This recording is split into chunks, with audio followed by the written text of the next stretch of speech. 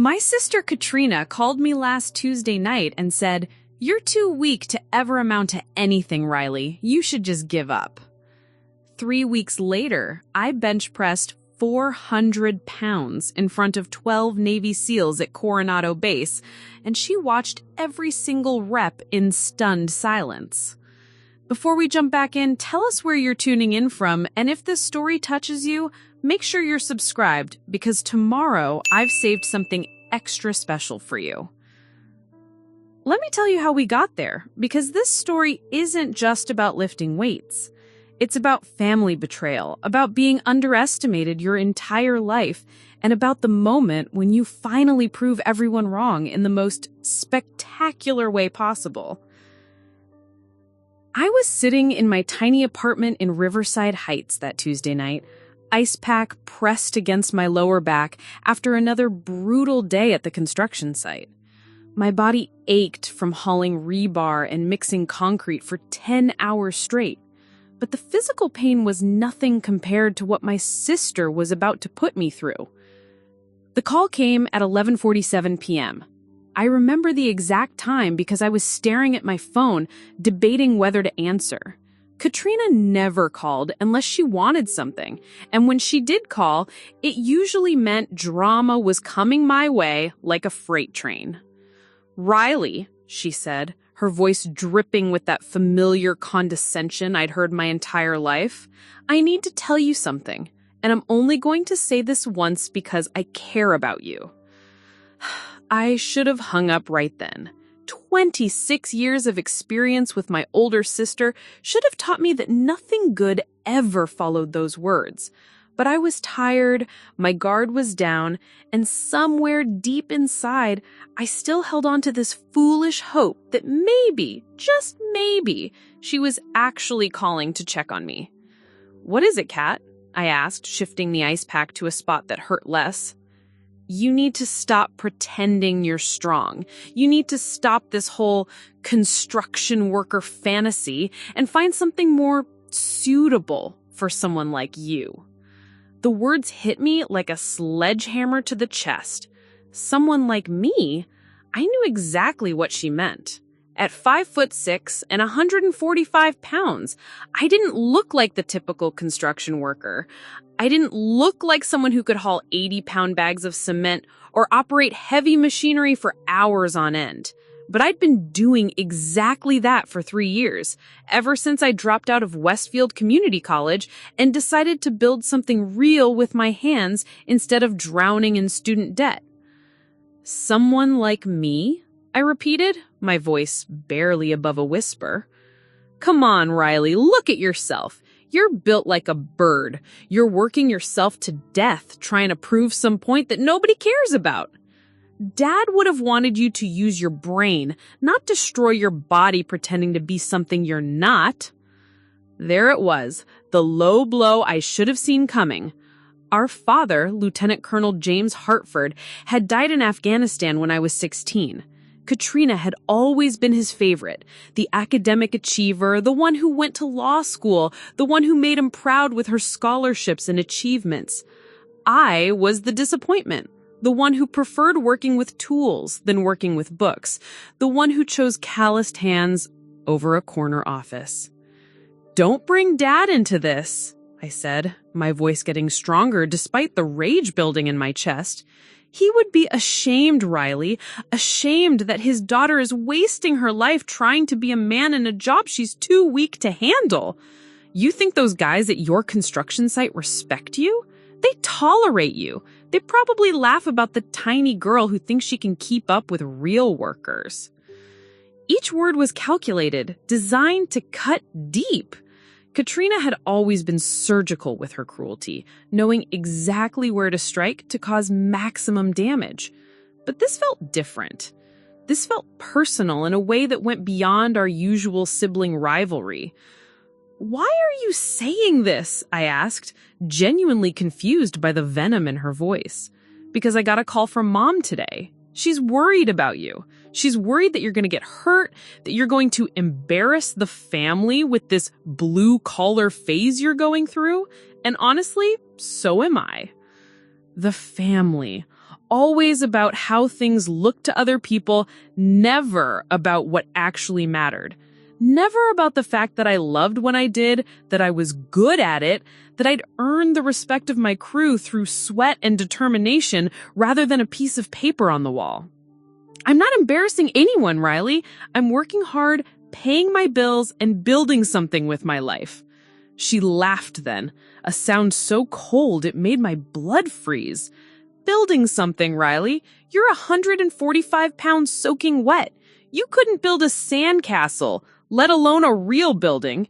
You're too weak, too small, too fragile for this kind of work, and everyone knows it except you.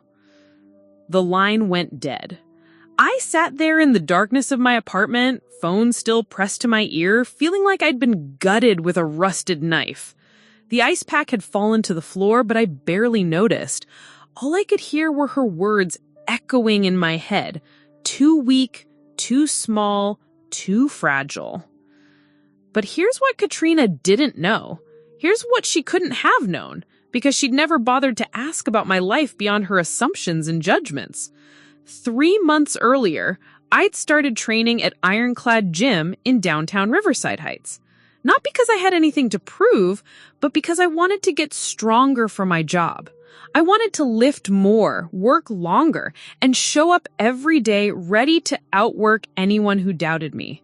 What started as functional training had become something else entirely, something that was about to change everything between my sister and me and show her exactly how wrong she was about who I really was. But that night, sitting in my dark apartment with her words ringing in my ears, I had no idea that in just 3 weeks, I'd be standing in front of some of the strongest, most elite warriors in the world, proving once and for all that being underestimated was the greatest gift my sister had ever given me.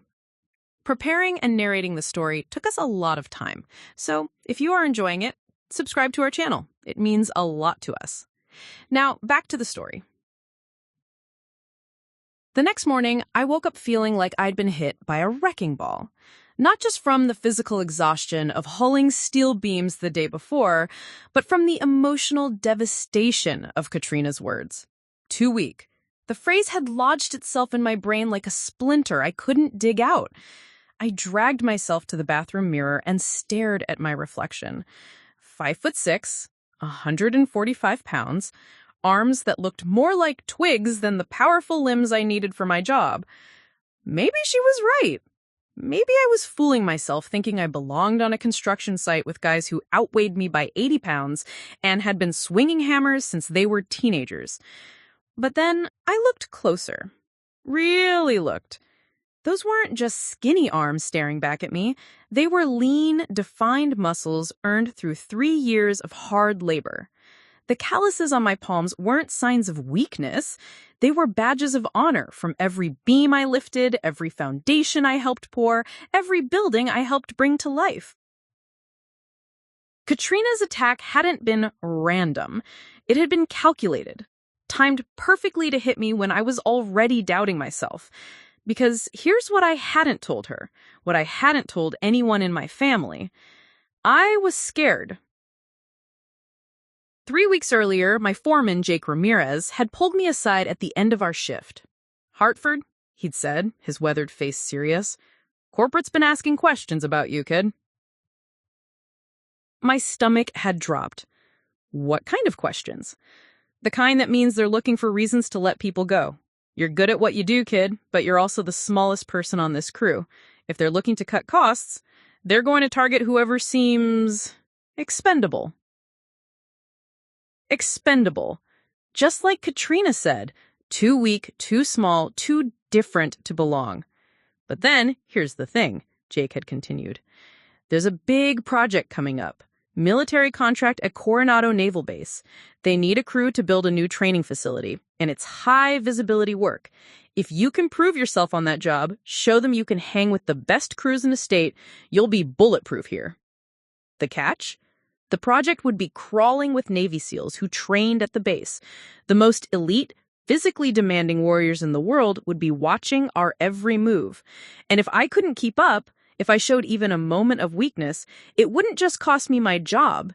It would prove to everyone, including myself, that Katrina was right about me all along. I'd been carrying that pressure for 3 weeks, trying to figure out how to get stronger, faster, tougher before the project started. That's why I'd been pushing myself so hard, working extra hours, taking on the heaviest lifting assignments I could handle. I was desperately trying to become someone I wasn't sure I could be. And then Katrina had called and torn down what little confidence I'd managed to build. Standing in my bathroom that morning, I realized something that made my blood run cold. She hadn't just been venting frustration or offering unsolicited advice. She'd been delivering a verdict. In her mind, I was already a failure, already someone who needed to quit before I embarrassed the family name any further. The Hartford name meant something in our family. Our father had been decorated for valor in 3 different combat zones.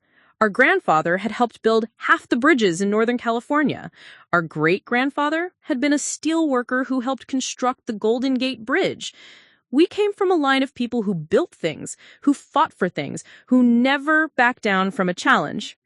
But according to Katrina, I was the weak link, the one who would tarnish that legacy with my pretending.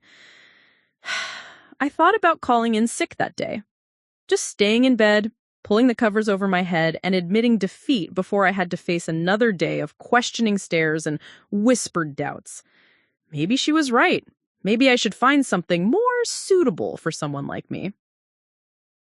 But then I remembered something Jake had said when he first hired me. I don't care how big you are, Hartford. I care how big your heart is. Size is just a number. Strength is a choice. Strength is a choice. I got dressed, laced up my work boots, and grabbed my tool belt. The Coronado project was starting in 3 weeks, and I had a decision to make. I could let Katrina's words destroy me, or I could use them to fuel myself to become stronger than she ever imagined possible. I didn't know it yet, but that morning marked the beginning of the most intense, brutal, and transformative 3 weeks of my life. 3 weeks that would end with me standing in front of those Navy SEALs, proving once and for all that my sister had made the biggest mistake of her life when she decided to underestimate Riley Hartford. Because she was about to learn that calling someone weak doesn't make them weak. It just makes them dangerous. To understand why Katrina's words cut so deep, you need to know about the Hartford family dynamics that had been brewing for years. We weren't always enemies. In fact, there was a time when my big sister was my hero. Growing up in Millburg Valley, our family lived in a modest 2-story house on Elm Street, right next to the railroad tracks. Dad was stationed at Camp Pendleton, but he commuted home every night he could. Our childhood was structured around military precision. 6 a.m. wake-ups, chores assigned with military efficiency, and Sunday family dinners where we discussed our goals for the week ahead. Katrina was everything parents dream up in a firstborn child. Straight A's from kindergarten through high school, captain of the debate team, valedictorian, full scholarship to Stanford Law School. She had our father's analytical mind and our mother's social grace. When Dad's army buddies came over for barbecues, they'd always comment on how articulate and poised she was. "That girl's going places, James," they'd say, and Dad would beam with pride. I was different from the start. While Katrina studied in her pristine bedroom with color-coded notebooks and perfectly organized desk supplies, I was in the garage with Dad, learning how to change oil, replace brake pads, and fix anything that broke around the house. My report cards were solid B's and C's, nothing spectacular, but I could rebuild a carburetor by age 14 and install electrical wiring by 16. Dad never made me feel lesser for being different. "The world needs thinkers and doers, Riley," he'd tell me while we worked on his old Chevy pickup. "Your sister thinks her way through problems. You build your way through them. Both are valuable." But everything changed during my junior year of high school when Dad deployed to Afghanistan for the 3rd time. The house felt different without his steady presence, his encouraging words, his ability to make both Katrina and me feel equally important in our own ways. Mom, Alina Hartford, struggled with the deployment more than she'd ever admit. She threw herself into community activities: PTA president, church committee organizer, neighborhood watch coordinator. She needed external validation to fill the void Dad's absence created, and that validation came through showcasing her successful daughters. Except I wasn't successful in the traditional sense. My grades dropped to C's and D's. I skipped college prep courses to take automotive repair and woodworking. I spent more time in shop class than in AP literature. While Katrina was collecting scholarship offers and academic awards, I was building a custom bookshelf for my English teacher and fixing the principal's motorcycle.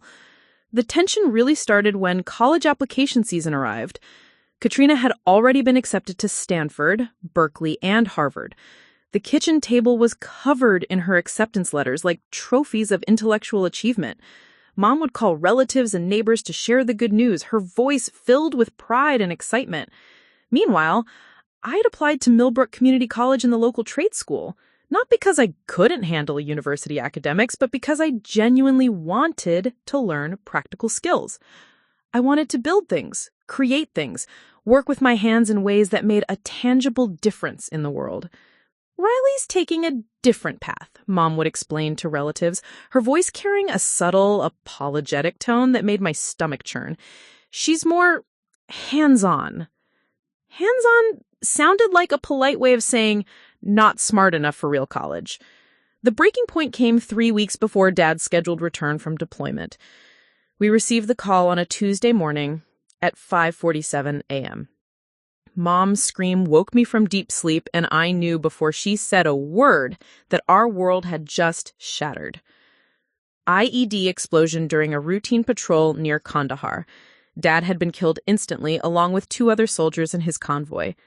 Lieutenant Colonel James Hartford, decorated veteran of 3 combat tours, loving father and husband, was coming home in a flag-draped coffin instead of walking through our front door.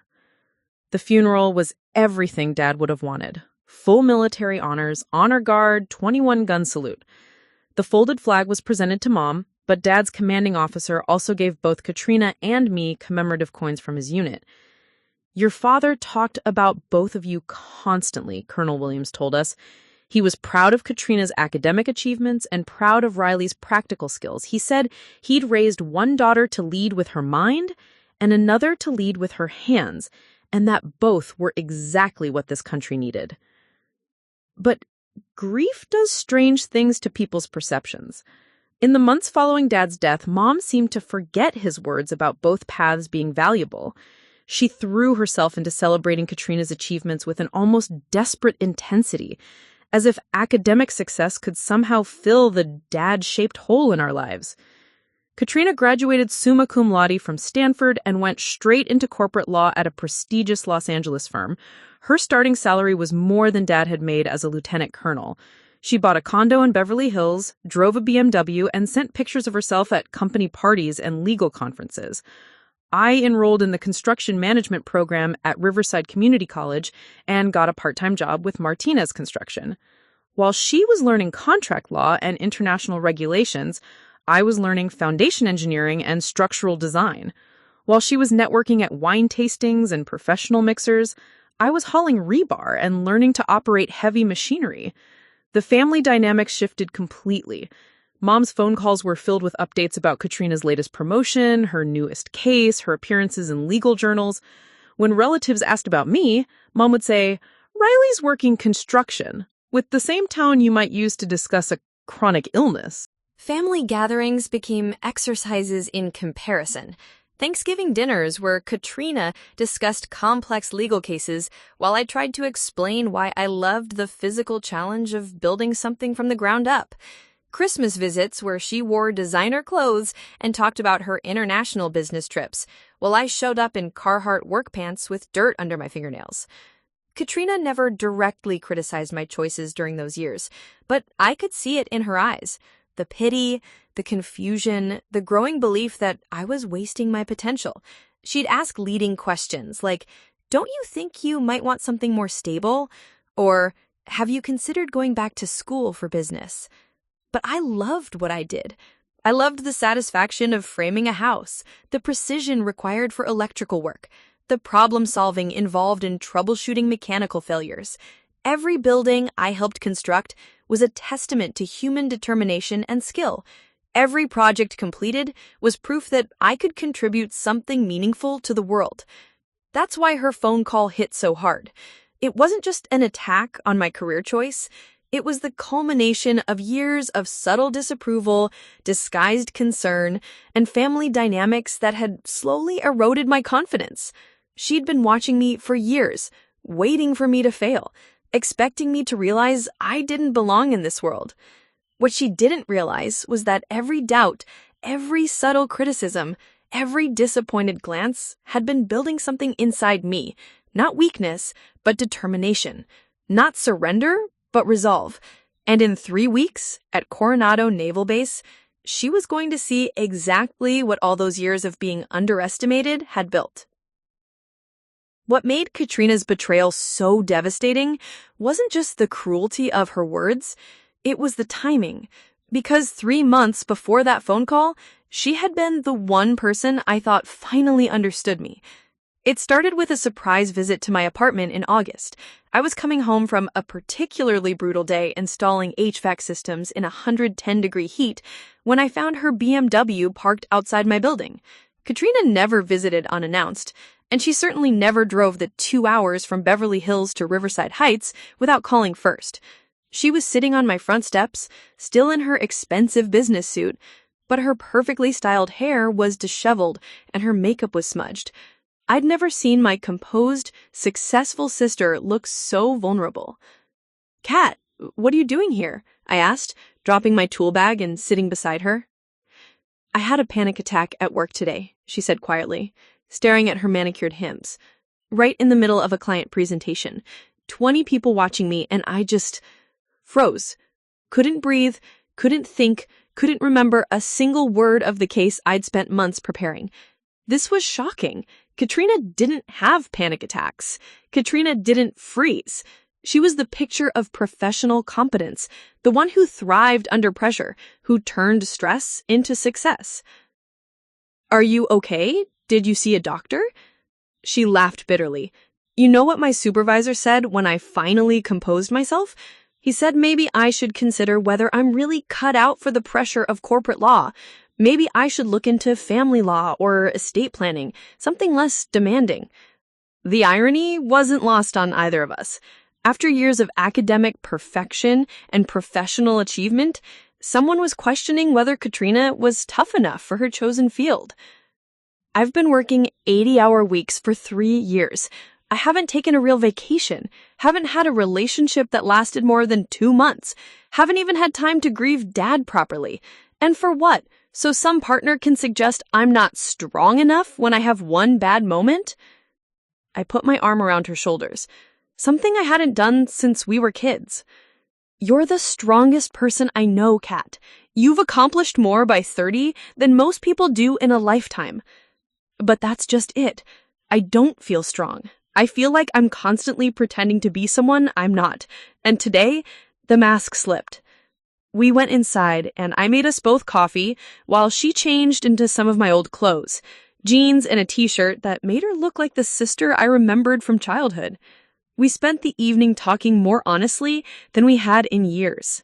She told me about the crushing pressure of billable hours, the toxic competition among associates, the way she had to project confidence even when she felt lost. She talked about how she envied my certainty about my career, my genuine love for what I did, my ability to find satisfaction in physical accomplishment. She admitted, "I watch you on social media. Pictures of buildings you've worked on, posts about your crew, the obvious pride you take in your work. When's the last time I felt proud of what I do? Really proud, not just professionally satisfied." That night, she slept on my couch, and in the morning, I took her to my job site. Jake had given me permission to show her around during lunch break, and I walked her through the office building we were constructing. I explained the foundation work, showed her the structural engineering, let her try on my hard hat and safety vest. She said, "This is incredible, Riley. You built this. You and your crew created something that will stand here for decades, something people will work in, live around, depend on." For the first time in years, I saw genuine admiration in my sister's eyes. Not pity, not confusion, but respect for what I did and who I'd become. She admitted, "I used to think your job was just manual labor. I had no idea how much skill and knowledge it required. You're not just swinging hammers. You're solving complex engineering problems, coordinating with architects and engineers, managing logistics and timelines. This is incredibly sophisticated work." She spent the whole day with us, asking questions, helping where she could, even joining us for lunch at the food truck. The guys on my crew were initially skeptical of the lawyer in designer jeans, but by the end of the day, they were treating her like family. She listened to their stories, asked about their projects, showed genuine interest in their expertise. "You found something I'm still searching for," she told me as we drove back to my apartment. "Purpose, community, work that makes a tangible difference in the world. I spent so many years thinking academic achievement was the only measure of success. But watching you today, I realize I might have been wrong about a lot of things." She stayed for 3 days, helping me organize my apartment, cooking meals together, sharing stories about Dad that we'd never told each other before. We talked about his pride in both of us, his belief that different types of strength were equally valuable, his hope that we'd support each other instead of competing. Before she left, she hugged me tighter than she had since we were children. "I'm proud of you, Riley, really proud. You chose a path that was right for you, and you've excelled at it. Dad would be so happy to see the woman you've become." Those words meant everything to me. For the first time in years, I felt like I had my sister back. Not the competitive, judgmental lawyer, but Katrina, the girl who used to build blanket forts with me, who taught me to braid my hair, who once told me I could be anything I wanted to be. We started texting regularly after that visit. She'd send pictures from her business trips and ask about my projects. I'd share photos from job sites and ask about her cases. When she got a big promotion in September, I was the first person she called. When I successfully completed a challenging electrical installation in October, she celebrated with me over video chat. I thought we'd turned a corner. I thought the years of subtle disapproval and family tension were behind us. I thought my sister had finally seen me for who I really was and accepted me. That's what made her phone call 3 weeks later so devastating. It wasn't just an attack from a family member who'd never understood me. It was betrayal from the one person I'd believed had finally learned to respect my choices. She'd seen my work, met my crew, understood the complexity and skill involved in construction. She'd told me I was proud of me, that Dad would be proud of me, that I'd found something valuable and meaningful. And then she turned all of that understanding into weapons specifically designed to destroy me. That wasn't the reaction of someone who'd simply lost her temper or was having a bad day. That was the calculated cruelty of someone who knew exactly how to hurt me most effectively. Someone who'd studied my vulnerabilities during those 3 days of false sisterly bonding and then used them against me when it served her purposes. That realization would fuel everything that happened next. The morning after Katrina's devastating phone call, I made a decision that would change everything. Instead of wallowing in self-doubt or calling in sick to hide from the world, I drove straight to Ironclad Gym at 5:30 a.m., 2 hours before my shift started. Ironclad wasn't your typical commercial fitness center with mirrors, smoothie bars, and air conditioning. It was a hardcore powerlifting gym housed in a converted warehouse on the industrial side of town, the kind of place where serious athletes trained, where the weights were measured in pounds that actually mattered, where weakness wasn't tolerated but effort was always respected. I'd been going there sporadically for 3 months, mainly doing basic strength training to help with work demands. But that morning, walking through those heavy steel doors with my sister's words echoing in my head, I realized I'd been playing it safe. I'd been treating the gym like a casual hobby instead of what it could be, a laboratory for transformation. The first person I saw was Tommy Vasquez, a former Marine who'd lost his left leg in Iraq and now competed in powerlifting competitions.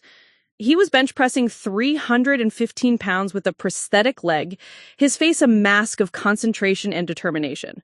No excuses, no complaints, just pure focus on moving impossible weight through sheer will.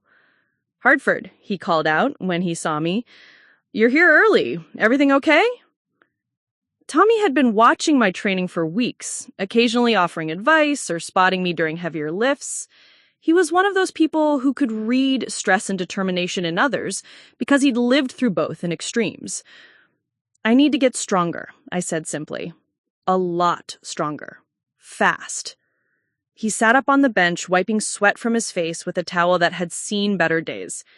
"How fast we talking and how much stronger?" I thought about the Coronado project, about the Navy SEALs who'd be watching my every move, about proving to myself and everyone else that size didn't determine strength. 3 weeks. I need to be able to bench press more than anyone expects. Tommy's eyes narrowed, not with skepticism, but with the calculating look of someone assessing a tactical challenge. "What's your current max?" 165. I admitted, feeling embarrassed by the number. "And what's your goal?" I took a deep breath. The number I was about to say would sound insane to most people, especially coming from someone my size.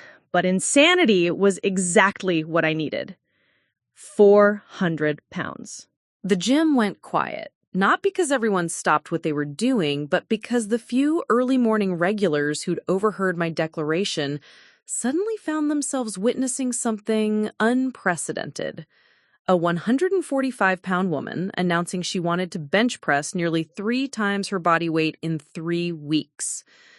Tommy stood up slowly, his prosthetic leg clicking against the concrete floor. "Riley, I've seen some ambitious goals in my time, but that's not just ambitious. That's borderline impossible. The world record for women your size is around 275 pounds, and those are elite powerlifters who've been training for years." "I know it sounds crazy," I said, my voice steadier than I felt. "But I need to do something that nobody expects, something that proves I'm not who they think I am." "Who's they?" Tommy asked, but something in his tone suggested he already understood this wasn't just about lifting weights. Before I could answer, another voice cut through the conversation. "What seems to be the problem here?" We turned to see Maria Santos approaching, a woman who looked like she could bench press a small car without breaking a sweat. Maria held several state powerlifting records and had competed internationally. She was also the unofficial queen of Ironclad Gym, someone whose approval could make or break your training experience. "Riley here wants to bench 400 in 3 weeks, Tommy explained. Maria looked me up and down, not with judgment, but with the clinical assessment of someone who understood the mechanics of human strength. "Current max? 165. Training background? 3 months, inconsistent, mainly focused on functional strength for construction work." She nodded slowly. "Why 400? Why 3 weeks?" This was the moment of truth. I could give them some vague answer about personal goals, or I could tell them the real story. Looking at Tommy's battle-scarred determination and Maria's no-nonsense intensity, I chose honesty. I told them about Katrina's call, about the Coronado project, about years of being underestimated and dismissed. I told them about my father's legacy, about the family expectations I'd never lived up to, about the need to prove that strength came in different forms than people expected. When I finished, the gym was completely silent except for the distant hum of industrial fans and the occasional clank of weights from other areas of the warehouse. Maria crossed her arms, studying me like a chess master contemplating an impossible endgame. "Riley, what you're talking about isn't just physically challenging. It's dangerous. Adding 235 pounds to your bench press in 3 weeks could result in serious injury, torn muscles, joint damage, potentially permanent harm." My heart sank. I'd been counting on their expertise, their willingness to help me achieve something extraordinary. If the best powerlifters at Ironclad thought it was impossible, maybe Katrina was right. Maybe I was too weak, too small, too unrealistic in my goals. But then Maria continued, however, I've seen stranger things happen when someone has the right motivation and the right support system. Tommy, remember Lieutenant Rodriguez? The guy who went from 185 to 350 in 6 weeks after his unit got ambushed and he lost 3 buddies? Different circumstances, but similar desperation, Maria nodded. Riley, I'm not going to lie to you. What you want is medically inadvisable, statistically improbable, and potentially dangerous. But it's not impossible, not if you're willing to commit completely. What does that mean? I asked. It means your life becomes this gym for the next 3 weeks. It means training twice a day, 7 days a week. It means a nutrition plan designed by someone who knows how to fuel rapid muscle development. It means ice baths, massage therapy, supplements, and more pain than you've ever experienced in your life. She paused, letting the weight of her words settle. It also means accepting that even if you do everything perfectly, you might not reach 400 pounds, but you'll reach something impressive enough to prove your point. Tommy stepped forward. I'll help you. Not because I think you'll hit 400, but because I've been where you are. I've had people tell me what I couldn't do, what my limitations were, what I should accept about myself. Sometimes the only way to answer those people is to do something that shouldn't be possible. Maria extended her hand. I'll design your program, but I need complete honesty about how your body responds, complete commitment to the process, and complete trust in my methods. Deal? I shook her hand, feeling calluses that matched my own. Deal. Good. We start now. Tommy, clear the bench press area. Riley, go change into something you don't mind getting destroyed. And both of you remember, this isn't just about lifting weights anymore. This is about proving that the word impossible is just another challenge to overcome. As I walked toward the locker room, I heard Maria calling out to the other early morning lifters. Anyone who wants to witness something special better clear their schedules for the next 3 weeks. We're about to find out what happens when someone refuses to accept their limitations. That was the moment I realized I wasn't just training to prove Katrina wrong. I was training to prove that everything I had been told about myself, by family, by society, by my own doubts, was based on assumptions rather than truth. The real test wasn't going to be lifting 400 pounds. The real test was going to be discovering who I actually was when I stopped accepting other people's definitions of my capabilities. 2 days into Maria's brutal training program, when my entire body felt like it had been hit by a freight train and I was questioning every decision that led me to this point, I discovered something that made Katrina's betrayal cut even deeper than I'd realized. I was at my apartment that evening, soaking in an ice bath that Maria had insisted was mandatory for muscle recovery, when my phone buzzed with a notification from Instagram. Normally, I ignored social media when I was this exhausted, but something made me check it. The notification was from my mom's account. She'd posted a new photo. What I saw made my blood freeze despite the ice water surrounding me. It was a picture from what looked like an elegant restaurant in Beverly Hills. Mom was sitting across from Katrina, both of them dressed up, wine glasses raised in a toast. The caption read, "So proud to celebrate my daughter Katrina's promotion to senior associate at Blackstone and Associates.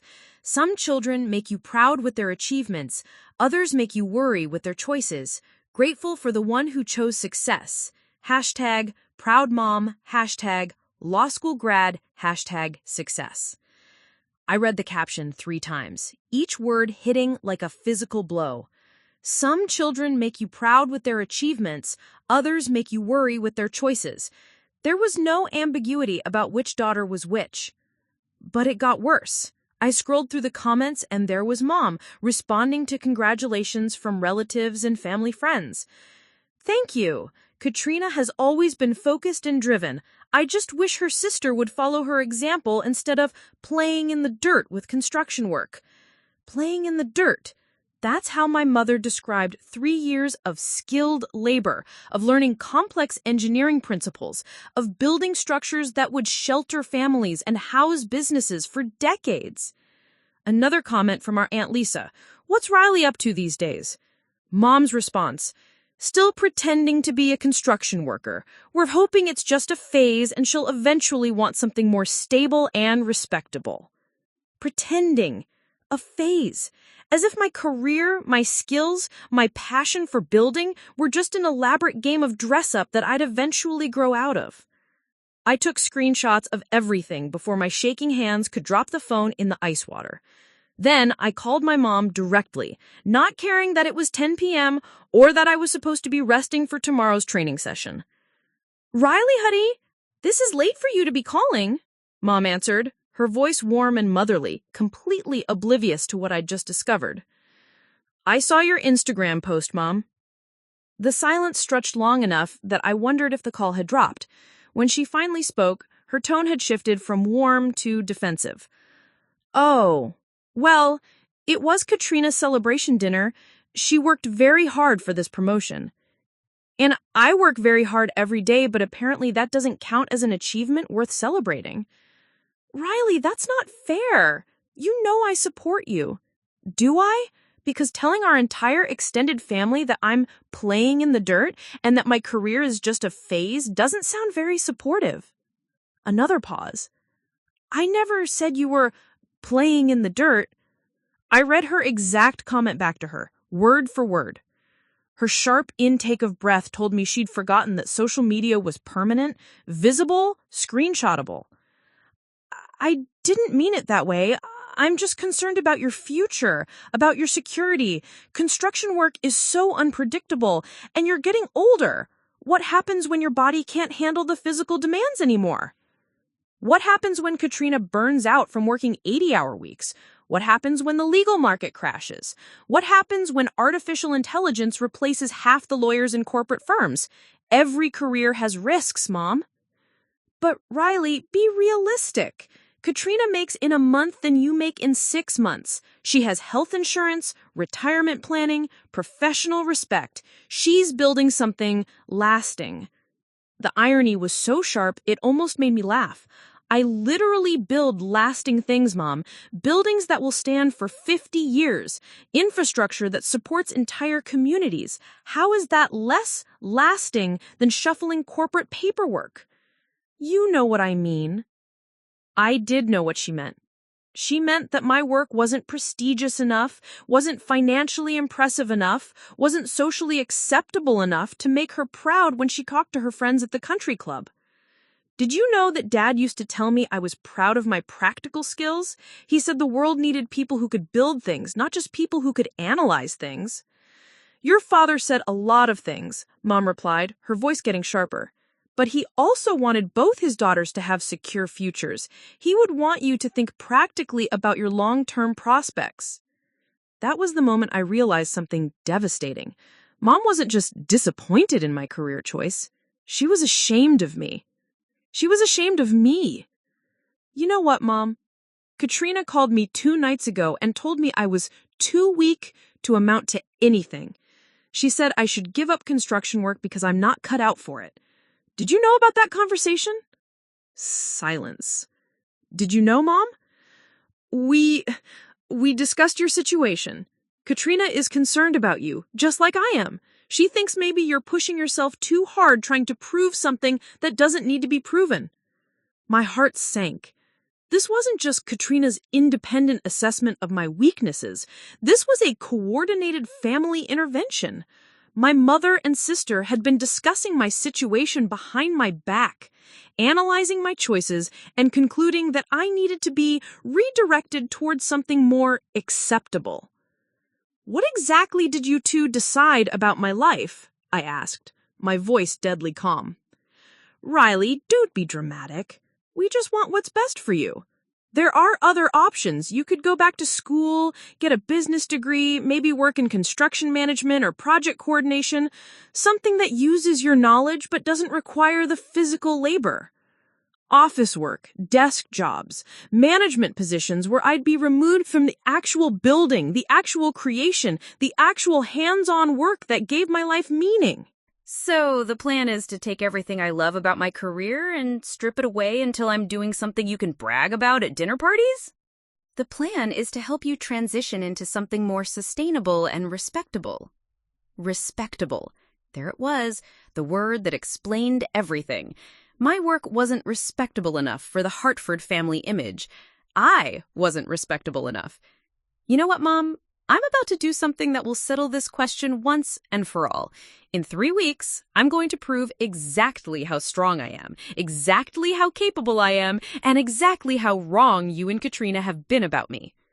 Riley, what are you talking about? You'll see. And when you do, you're going to have to decide whether you want a daughter who makes you proud or a daughter who makes you look good to your friends. Because apparently, I can't be both. I hung up before she could respond. Sitting in that ice bath, screenshots of my family's public shame still glowing on my phone screen, I felt something crack open inside my chest. Not breaking, but opening, like a shell I'd been carrying around for years had finally been split apart to reveal something harder, more determined, more focused than I'd ever been before. They thought I was weak. They thought I was deluded. They thought I was wasting my potential on work that didn't matter. In 3 weeks, standing in front of the most elite warriors in the world, I was going to show them exactly what weak looked like. And it wasn't going to look like me. The next morning at Ironclad Gym, Maria took one look at my face and knew something had shifted overnight. I arrived at 4:45 a.m., 15 minutes earlier than our scheduled session, and I was already warming up with an intensity that bordered on violence. "What happened?" she asked, setting down her coffee and approaching the bench where I was aggressively stretching my shoulders. I told her about the Instagram post, about the phone call with my mother, about the coordinated family assessment of my life choices. With each detail, Maria's expression grew darker, her jaw tighter, her eyes more focused. "So this isn't just about proving your sister wrong anymore," she said when I finished. "This is about proving your entire family wrong. It's about proving that I'm not the embarrassment they think I am." Maria nodded slowly. "Good. Anger is fuel, Riley, but you need to channel it correctly or it'll burn you out before we reach our goal." That morning's training session was different from the previous 2 days. Maria pushed me harder, demanded more, refused to accept the limitations I'd been setting for myself. By the end of 2 hours, I'd added 15 pounds to my working sets and completed repetitions I couldn't have imagined 3 days earlier. But the real confrontation came that evening when I got home from my construction shift. Katrina's BMW was parked outside my apartment building again, but this time she wasn't sitting vulnerably on my front steps. She was standing beside her car, arms crossed, designer sunglasses, hiding her eyes, looking every inch the successful attorney who'd come to handle a difficult situation. "We need to talk," she said as I approached, my work clothes dusty and my muscles aching from both the construction job and the morning's training. "I think you said everything you needed to say during your phone call." "Riley, please. Mom told me about your conversation last night. You're angry, and I understand why, but you're taking this way too far." I stopped about 10 feet away from her, close enough to talk, but far enough to maintain distance. "Taking what too far? Defending myself against my own family's coordinated attack on my character? Nobody attacked your character. We're concerned about your future, about your well-being. Is that really so terrible? Calling me too weak to amount to anything isn't concern, Katrina. Telling relatives I'm playing in the dirt isn't concern. Planning intervention strategies behind my back isn't concern. It's manipulation." She took off her sunglasses, and I could see the calculated composure she wore in courtrooms. This wasn't my vulnerable sister from 3 months ago. This was attorney Katrina Hartford, here to win an argument. "You're right, I shouldn't have said you were too weak. That was harsh, and I apologize. But Riley, you have to admit that your reaction to our conversation has been extreme. Mom said you're planning to prove something in 3 weeks. What does that even mean?" I could have told her about the bench press goal, about the training program, about the impossible target I was chasing, but something held me back. Maybe it was strategic thinking, or maybe it was the desire to let my actions speak louder than my words. "It means you're going to see exactly who I am when I stop letting you define me." "Riley, listen to yourself. You sound like you're planning some kind of revenge fantasy. This isn't healthy." What's not healthy is spending 3 years building a successful career only to have my own family publicly shame me for it. What's not healthy is having my sister pretend to support me for 3 months and then use that trust to hurt me more effectively. Katrina's composure cracked slightly. I never pretended to support you. I meant everything I said during my visit. I was genuinely impressed by your work, by your crew, by what you'd accomplished. Then why did you call me weak? Why did you tell me to give up everything I had worked for? She was quiet for a long moment, and when she spoke again, her voice was softer, less attorney-like. Because I was scared for you, Riley. The Coronado project Jake told you about, I did some research. It's a high-visibility military contract with impossible deadlines and brutal physical demands. The crews they're hiring are the best in the state. All men, all with decades of experience. You're going to be the only woman, the smallest person, working alongside people who've been doing this since before you were born. This caught me off guard. I hadn't expected her to know specific details about the Coronado project, and I certainly hadn't expected her to frame her attack as protection. How do you know about the project details? Because I care about you, Riley, despite what you think. I made some calls, talked to people who know about military construction contracts. Riley, this isn't just another job. If you can't keep up, if you get hurt, if you fail publicly in front of Navy SEALs and military contractors, it won't just affect your career. It'll follow you for the rest of your life. So your solution was to try to destroy my confidence before I even started? My solution was to try to convince you to walk away before you got hurt, to find something safer, more sustainable, more acceptable to our family's image. Yes, frankly. Mom and I have worked hard to build a certain reputation in our community. Dad's military service, our academic achievements, our professional success, it all contributes to how people see the Hartford name. Your construction work doesn't fit that image. There it was. The truth. Finally spoken clearly. I wasn't just disappointing them with my career choice. I was damaging their brand. So when you visited me 3 months ago, when you told me you were proud of my work, when you said Dad would be happy with the woman I'd become, all of that was a lie? It wasn't a lie. I was proud of your determination, your work ethic, your ability to succeed in a difficult field. But being proud of someone's effort and thinking their choices are wise are two different things. And you decided that 3 months of fake support would make your eventual intervention more effective? Katrina's professional mask slipped completely. I decided that maybe if I understood your world better, I could find a way to guide you towards something more appropriate without destroying our relationship. But when I heard about the Coronado project, when I researched what you'd be facing, I realized gentle guidance wasn't going to work. You needed to hear the hard truth. The hard truth according to who? You? Mom? The society friends who think manual labor is beneath the Hartford family standards? The hard truth according to reality, Riley. You're 145 pounds. You're going to be working with 200-pound men who've been doing this for 20 years, and you're going to be under constant scrutiny from some of the most demanding people in the military. Even if you're skilled, even if you're determined, the physical demands alone could break you. I looked at my sister, really looked at her. The expensive clothes, the perfect makeup, the BMW that cost more than I made in a year.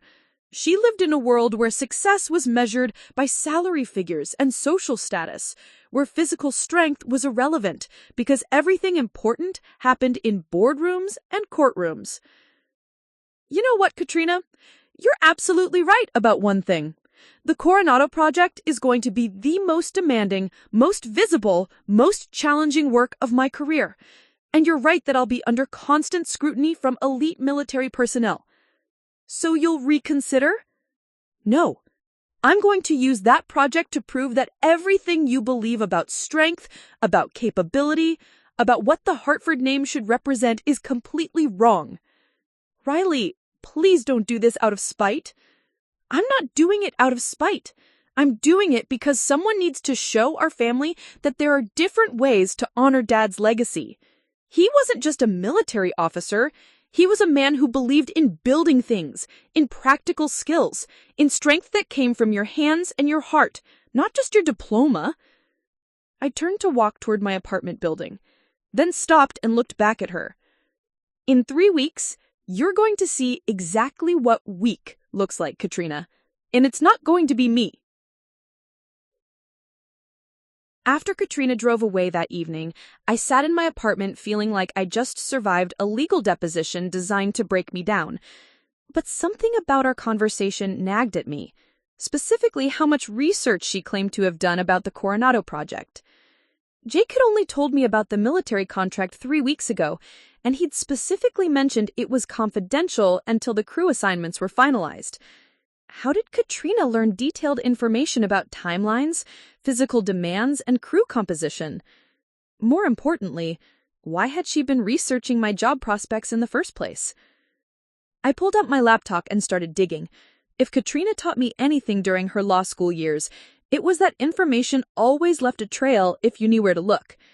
First, I checked my text message history with Jake. Sure enough, 3 weeks and 2 days ago, I texted him after our conversation. Thanks for the heads up on Coronado. Really hoping I make the cut for that crew. I'd sent that message at 6:47 p.m. Then I checked my call log with Katrina.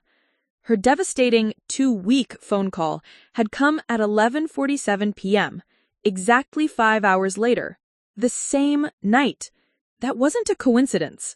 I started scrolling through my social media accounts, looking for any posts or photos that might have given away information about my work situation. 3 weeks ago, I'd posted a picture of our current project site with the caption, "Excited about some big opportunities coming up. Can't share details yet, but this could be career-defining work." The post had gotten several likes and comments from coworkers, but buried in the comments was something I'd missed before. A response from my cousin Derek, who worked in military logistics at Camp Pendleton. "Hey, if this is about the Coronado training facility project, that's going to be intense. Heard they're only selecting top-tier crews for that job." Derek had essentially confirmed the project details in a public comment thread. And who had access to all my social media posts? Who could have seen Derek's comment and put the pieces together? My entire family, including Katrina. But the systematic nature of her research went deeper than casual social media stalking. I remembered her mentioning specific details about crew composition, timeline pressures, and physical demands that wouldn't have been available through social media comments or construction industry rumors. I called Derek directly, even though it was after 10 p.m. "Riley, hey, what's up?" he answered, sounding tired but alert. "Quick question about that Coronado project you mentioned in my Facebook comments a few weeks ago. Has anyone in the family been asking you about it?" There was a pause. "Actually, yeah. Your sister called me about a week ago. Said she was worried about you taking on such a demanding job and wanted to understand what you'd be facing. I figured you'd asked her to check up on it." My stomach dropped. "What exactly did you tell her?" "Just the basics, that it's a Navy SEAL training facility expansion, they're only hiring elite crews for that job, the timeline is brutal because they need it operational in 6 months, and the physical demands are going to be extreme because everything has to be built to military specifications while active SEAL teams are training nearby." "Did she ask anything specific about the crew selection process?" "Yeah, she wanted to know about the other contractors being considered. I told her they were all veteran-owned companies with decades of experience, mostly guys who'd done military construction their whole careers. She seemed particularly interested in hearing that most of the selected workers are 200-plus pounds and have been in the field since before you were born." My hands were shaking. Katrina hadn't just casually researched my job. She'd conducted a comprehensive intelligence gathering operation, using family connections to obtain detailed information that she'd then weaponized against me. "Derek, did she mention why she was so concerned?" "She said your mom was worried about you getting in over your head, physically speaking. Katrina wanted to have all the facts before she talked to you about maybe considering other opportunities." "Other opportunities?" Yeah, she asked if he knew about any construction management positions or project coordination roles that might be a better fit for someone with your education and smaller build. Even Derek had been recruited into their intervention strategy. After hanging up, I realized I needed to know how deep this went. I called Tommy at home, knowing he'd be up late. Insomnia was common among combat veterans. Hartford, this is late even for you. Everything okay? Tommy, have you gotten any calls about me in the last few weeks? Anyone asking about my training, my capabilities, my goals at the gym? Funny you should ask. Yeah, I got a call from someone claiming to be your sister about 10 days ago. Said she was worried about you pushing yourself too hard and wanted to know if your training routine was safe. The timeline clicked into place. Katrina had called Tommy after gathering information from Derek, but before launching her attack on me. She'd been building a comprehensive case against my capabilities. What did you tell her? I told her you were working hard but being smart about it, that you had good form and were progressing safely. I also mentioned you'd set some ambitious goals for yourself. Did you mention the bench press goal? I might have said you were hoping to make some impressive strength gains. Why? Was I not supposed to talk to her? No, it's fine. She's family. I just wanted to understand how much she knew. But it wasn't fine. Katrina had spent over a week systematically gathering intelligence about my professional prospects, my physical training, my ambitious goals, and my potential vulnerabilities. She'd talked to family members with military connections, gym partners who knew my training routine, and probably others I hadn't discovered yet. Her brutal phone call hadn't been an emotional outburst or a moment of sisterly concern.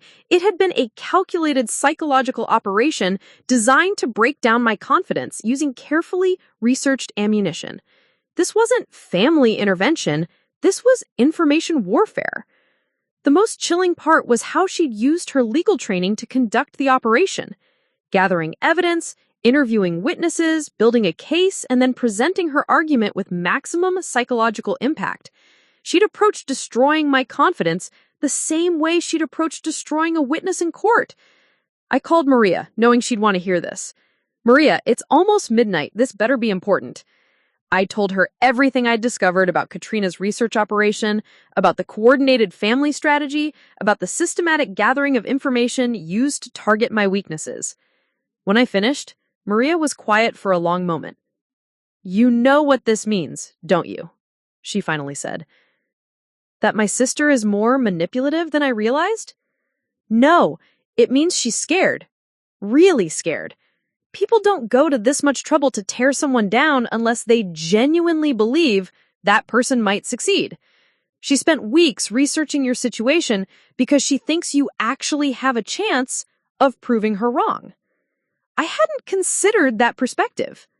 You think she's worried I might actually do it? I think she's terrified you might actually do it. And that's why we're going to make sure you do. The next morning, I woke up with a mission that had nothing to do with bench pressing or construction work.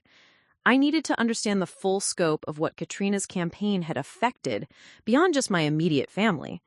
Because if she'd been systematic enough to research my job prospects and training routine, she'd probably been just as thorough in managing the narrative about my life choices throughout our extended network. I started with my work crew. During our morning coffee break at the construction site, I casually brought up family dynamics with Jake while we reviewed the day's blueprints.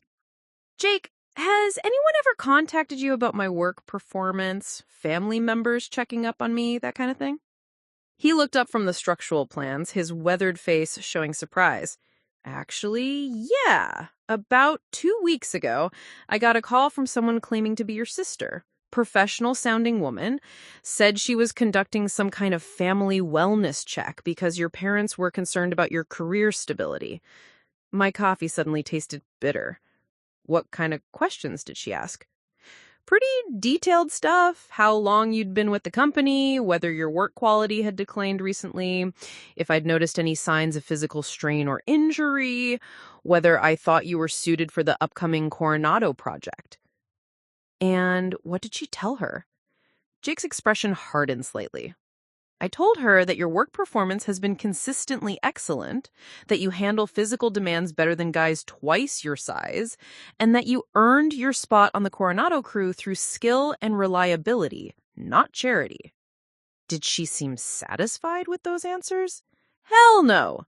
She kept pushing, asking whether I thought you might be overcompensating for physical limitations and whether the company had any liability concerns about assigning demanding projects to someone of your build. I felt sick. Katrina hadn't just been gathering information, she'd been trying to plant seeds of doubt about my professional competence with my own supervisor. She also asked whether there were any desk-based positions available that might be a better fit for your educational background. I told her we hire people to build things, not shuffle papers, and that you're one of the best hands-on workers I've supervised in 20 years. I hope that ended the conversation. Not quite. She asked if I'd be willing to recommend you for project management roles at other companies, positions that would be more appropriate for someone with your intelligence and family background. I told her I'd recommend you for any construction job in the state, but that trying to move you away from hands-on work would be like asking a surgeon to give up surgery. The realization hit me like a sledgehammer. Katrina hadn't just been trying to convince me to quit. She'd been trying to sabotage my career from the outside by creating doubt among my professional contacts. After work, I drove to my old community college to see Professor Martinez, who'd taught my construction management courses.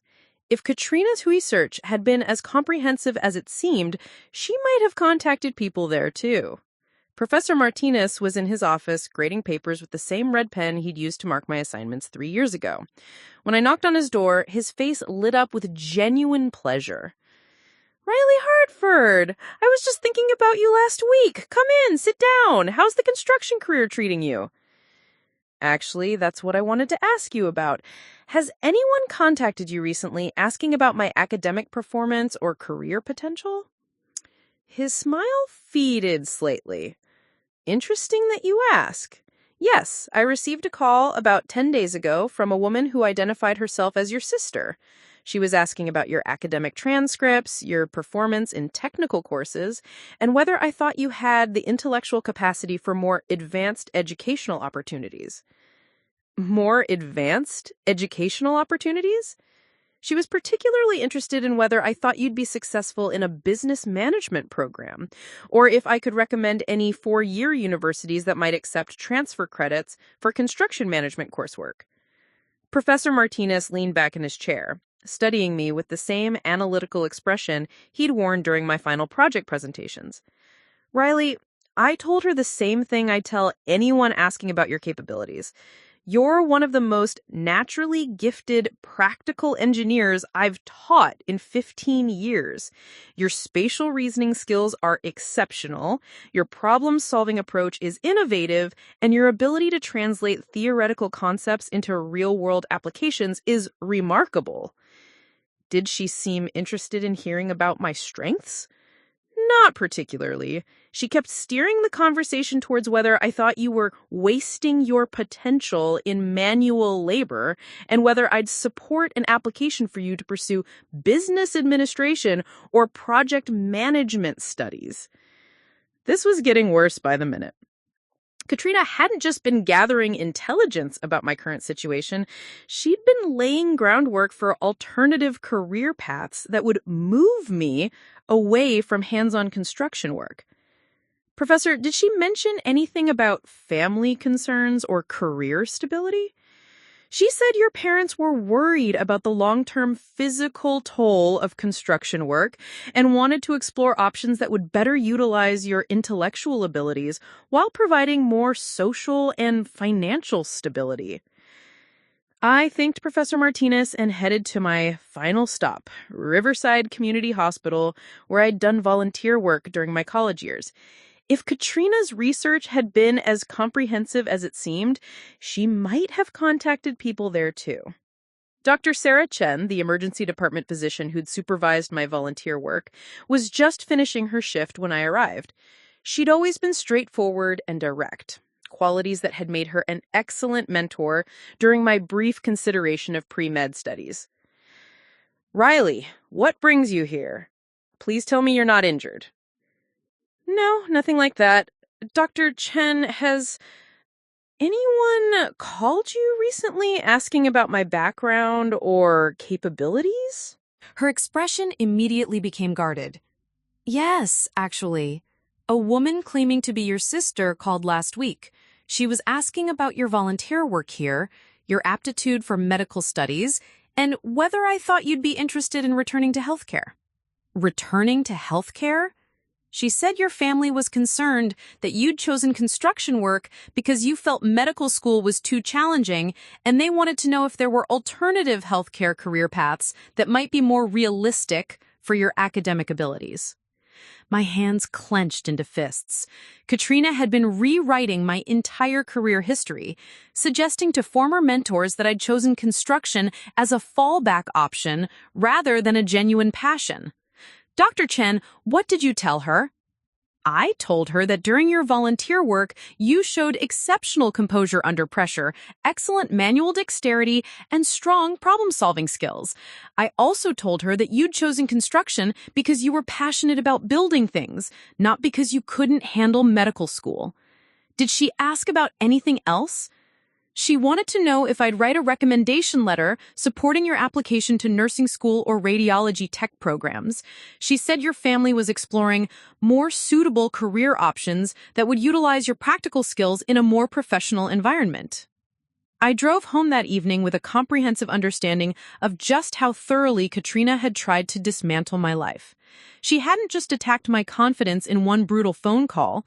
She'd spent weeks conducting a systematic campaign to undermine my professional relationships, plant doubts about my career choices among my mentors, and create alternative pathways that would move me away from the work I loved. The scope of her manipulation was breathtaking. She had contacted my supervisor, my former professor, my medical mentor, my cousin in military logistics, my training partner at the gym, and probably others I hadn't discovered yet. Each conversation had been carefully crafted to gather information while simultaneously undermining my credibility and competence. But here's what Katrina had miscalculated. Every single person she'd contacted had defended me. Jake had praised my work ethic and skill. Professor Martinez had highlighted my technical abilities. Dr. Chen had emphasized my competence and passion. Tommy had vouched for my training progress. Derek had confirmed my professionalism. Instead of finding allies for her intervention, she had inadvertently created a network of people who believed in my capabilities and were now aware that someone was trying to sabotage my career. Her systematic research had backfired spectacularly. Rather than building a case against me, she'd built a case for me, documented evidence from multiple professional sources that I was exactly as capable, determined, and skilled as I believed myself to be. Tomorrow, I'd start using that knowledge to fuel the most intense training session of my life, because now I knew exactly what I was fighting against. Not just family disapproval, but a calculated campaign designed to destroy everything I'd built. And that made me more dangerous than Katrina could possibly imagine. 3 weeks later, I stood in the equipment staging area at Coronado Naval Base, watching 12 Navy SEALs finish their morning training session. The sound of their synchronized movements, the intensity of their focus, the raw physical power they displayed with every exercise, it was like watching human precision engineering in action. My bench press max had reached 385 pounds during my final training session at Ironclad Gym. Not quite the 400 I had originally targeted, but close enough to shatter every assumption my family had made about my capabilities. More importantly, the 3 weeks of brutal training had transformed not just my physical strength, but my mental resilience. I felt like I could take on the world. The Coronado project was everything Jake had promised. Intense, demanding, and crawling with elite military personnel who expected perfection. Our crew was building a new obstacle course facility that would be used to train the next generation of SEALs. Every beam had to be perfectly aligned, every joint had to exceed military specifications, and every day brought new challenges that would have broken a lesser crew. But I wasn't just keeping up. I was excelling. Over the past 2 weeks, I'd earned something I never expected from these elite warriors: genuine respect. They'd watched me carry steel beams that outweighed me by 50 pounds, solve complex structural problems under pressure, and work 16-hour days without complaint. My size had become irrelevant. My strength, both physical and mental, spoke for itself. That's when I made a decision that would change everything. I called Katrina. "Riley, is everything okay? You're supposed to be working." "I'm on a break. Listen, I want to invite you to something.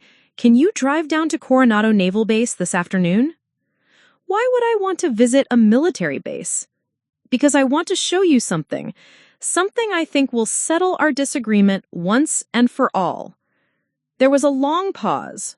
"Riley, if this is about proving some point about your job, I think we've both said enough." "It's not about my job. It's about strength. Real strength. The kind Dad would have understood."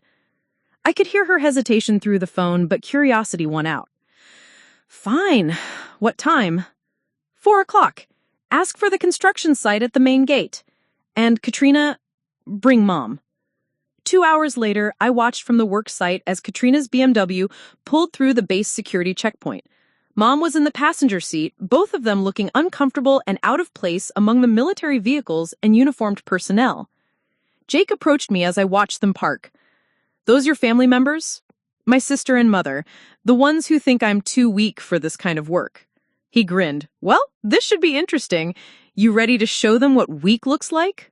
I'd spent the lunch break setting up what I privately called the demonstration. With Jake's permission and the SEAL's enthusiastic support, I'd arranged for a bench press setup in the main staging area where everyone could see. The bar was loaded with 400 pounds, the goal I'd originally set, the number that represented everything my family believed I couldn't achieve. When Katrina and Mom approached the worksite, their expensive clothes and designer handbags looking absurdly out of place among the industrial equipment, I could see the confusion and skepticism in their eyes. "Riley, what is this about?" Mom asked, glancing nervously at the SEALs who had gathered to watch. "It's about proving a point that's been 3 weeks in the making," I said, walking toward the bench press setup. "You both believe I'm too weak, too small, too fragile for the work I've chosen. You think I'm embarrassing our family name by doing physical labor instead of pursuing something more respectable." Katrina's eyes widened as she saw the loaded barbell. "Riley, what are you doing?" "I'm showing you exactly what strength looks like." I lay down on the bench, positioned myself under 400 pounds of cold steel, and looked up at the weight that had seemed impossible just 3 weeks ago. Around me, the Navy SEALs formed a circle, not just to spot me, but to witness something they'd never seen before. A 145-pound woman attempting to bench press nearly 3 times her body weight. The silence was absolute.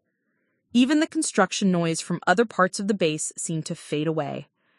I gripped the bar, took 3 deep breaths, and lifted the weight off the rack. The descent was controlled, precise, exactly as Maria had taught me. The bar touched my chest, paused for a moment that felt like eternity, and then I began the press that would define everything. Up, inch by inch, fighting gravity and every doubt that had ever been voiced about my capabilities. My muscles screamed, my joints protested, but my mind was crystal clear. This wasn't just about lifting weight. This was about lifting years of family disappointment, societal expectations, and self-imposed limitations. The bar reached full extension with a metallic ring that echoed across the staging area. I racked the weight and sat up to absolute silence. Then, Chief Petty Officer Rodriguez, a 20-year Navy SEAL veteran who'd been watching our crew for 2 weeks, started clapping. Slowly at first, then joined by his teammates, then by my entire construction crew, until the applause echoed off the concrete walls like thunder. "Ladies and gentlemen," Rodriguez announced, his voice carrying the authority of someone who'd commanded respect in the world's most dangerous places, "you just witnessed something extraordinary.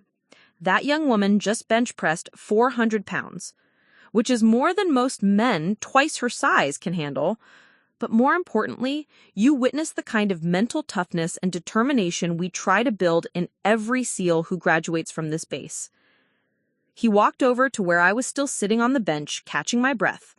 Hartford, in my 20 years of military service, I've seen a lot of strong people, but I've rarely seen someone combine physical strength with the kind of character you've displayed on this project. You've earned the respect of every person on this base. I looked at my mother and sister, both standing frozen in shock. Mom's face was pale, her mouth slightly open as if she couldn't process what she'd just witnessed. Katrina looked like she'd been hit by a truck, the same expression she probably wore when she lost her first case in court. Mom, Katrina, I said, my voice steady despite the adrenaline coursing through my system. I want you to understand something. This isn't just about lifting weights. This is about refusing to accept limitations that other people try to place on you. This is about honoring Dad's memory by being strong in every way that matters. I stood up, walked over to them, and continued. For 3 weeks, you've been telling me I'm too weak, too small, too inappropriate for the Hartford family image. But these SEALs, these warriors who represent the strongest our country has to offer, see something different. They see strength, competence, and character. Chief Rodriguez stepped forward again. Ma'am, he said, addressing my mother with the same respect he'd show a commanding officer, your daughter has been an inspiration to everyone on this base. She's proven that strength isn't about size or gender. It's about heart, determination, and refusing to quit when things get difficult. You should be incredibly proud of her. Mom's eyes filled with tears, but I couldn't tell if they were tears of pride or shame. Katrina just stared at me like she was seeing me for the first time. I researched everything about you, Katrina whispered, so quietly I almost couldn't hear her. Your job, your training, your goals. I thought I understood your limitations. Your research was incomplete. You studied what I was, not what I could become. You measured my past, not my potential. 6 months later, our family dynamics had fundamentally changed. Mom started attending my powerlifting competitions, cheering louder than any parent in the stands. Katrina began bringing her law firm colleagues to see my construction projects, talking about her sister who builds incredible things and can bench press more than most professional athletes. The Coronado project was completed ahead of schedule and under budget, earning our crew a commendation from the base commander and a reputation that led to more military contracts than we could handle. But the most important change was internal. I'd learned that strength isn't just about what you can lift or what you can build. It's about refusing to let other people's limitations become your own reality. It's about proving that the word impossible is just another challenge to overcome. Katrina had called me too weak to amount to anything. 3 weeks later, I benched pressed 400 pounds in front of Navy SEALs who now call me a friend and inspiration. Sometimes the best way to answer your critics isn't with words. Sometimes you answer them with 400 pounds of cold steel and the unshakable knowledge that you're exactly as strong as you choose to be. The Hartford family name now represents something different than academic achievement and professional status. It represents the understanding that strength comes in many forms, and that the most impressive accomplishments often come from people who refuse to accept what others believe are their limitations. My sister learned that calling someone weak doesn't make them weak. It just makes them dangerous enough to prove you wrong. Up next, you've got 2 more standout stories right on your screen. If this one hits the mark, you won't want to pass these up. Just click and check them out. And don't forget to like, subscribe, and turn on the notification bell so you don't miss any upload from us.